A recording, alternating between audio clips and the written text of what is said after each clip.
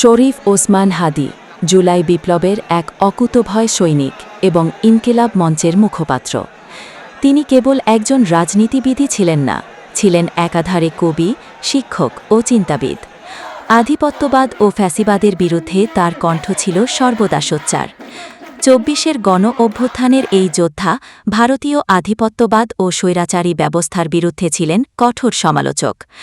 ঢাকা বিশ্ববিদ্যালয়ের রাষ্ট্রবিজ্ঞান বিভাগের এই সাবেক শিক্ষার্থী স্বপ্ন দেখতেন এক ইনসাফ ভিত্তিক বাংলাদেশের।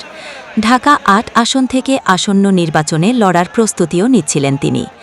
কিন্তু ঘাতকের বুলেটে অকালে নিভে গেল এই অমিত সম্ভাবনাময় তারুণ্যের প্রদীপ। তার জানাজায় লক্ষ লক্ষ মানুষের অংশ নেয়া বলে দেয় তিনি মানুষের হৃদয়ে কতটা জায়গা করে নিয়েছেন। জাতীয় কবির সমাধির পাশে শায়িত এই বিপ্লবীর নাম বাংলাদেশের ইতিহাসে সাহস ও ত্যাগের প্রতীক হয়ে থাকবে।